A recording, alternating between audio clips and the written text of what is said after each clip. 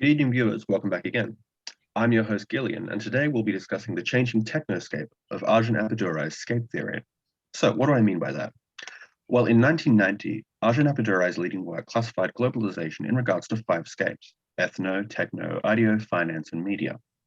The landscape of cultural globalization is constantly changing, however, much faster in recent decades than anything we've seen in times previous. So, what sort of issues does this changing world present? So starting now, this is our second session following a discussion of the ethnoscape. For today's session, we've brought a panel of experts together to discuss the fastest changing of them all, the technoscape. Introducing Kaisha, our expert in globalization, and Charlie, a professional social media consultant.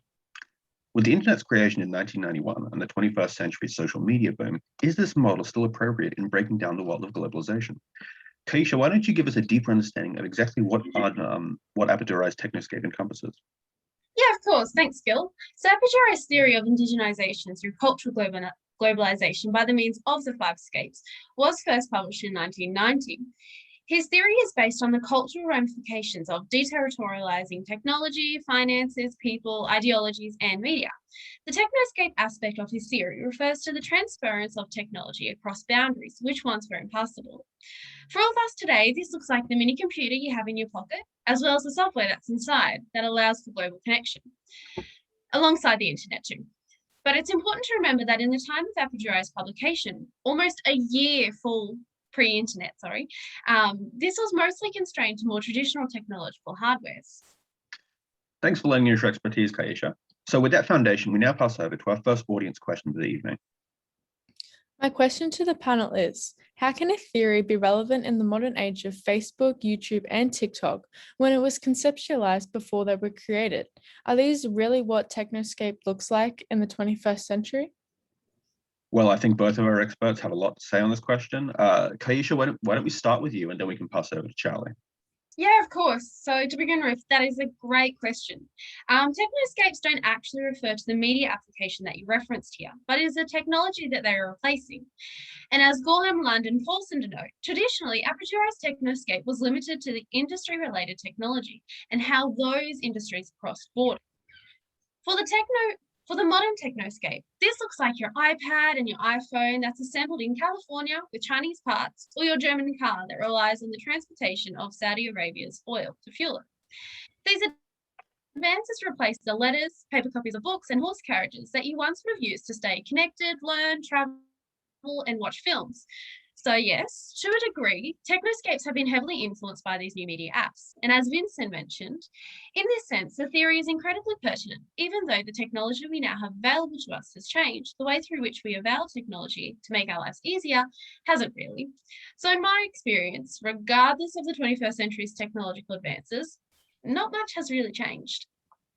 Respectfully, I have to disagree with you there, Kaisha. It's important to recognize the sheer degree of shift of the technoscape beyond Appadurai's original classification. We've got to keep in mind this theory was published in a pre-internet world, before we had anywhere near the level of global interconnectivity that we have in today's modern society.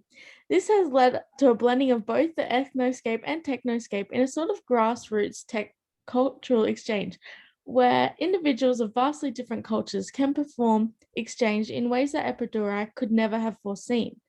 This is even more pertinent in our current COVID world, where physical travel between countries is largely impossible.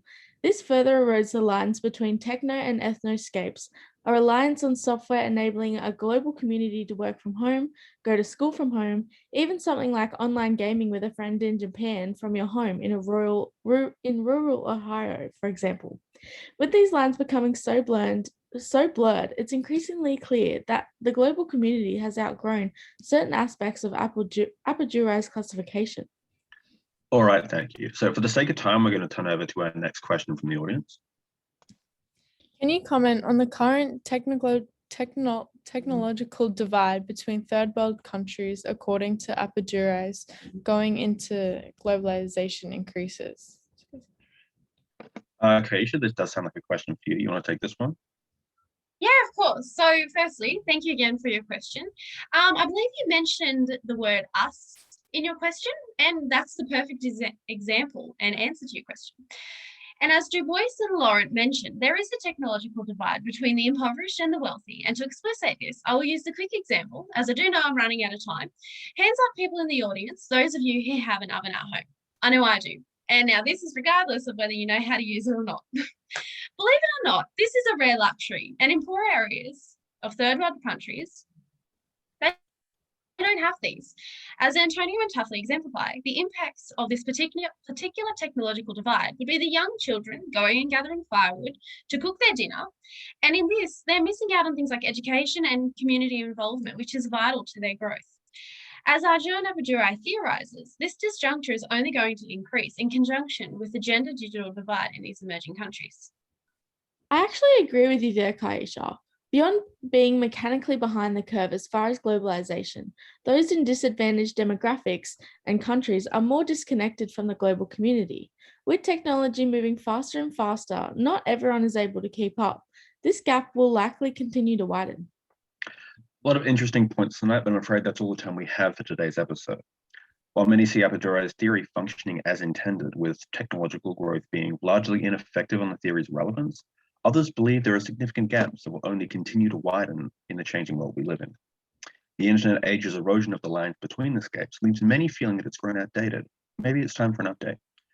Please join us next week for our in-depth breakdown of the idea of escape. From all of us here at Q&A, have a good night. Thanks. Bye.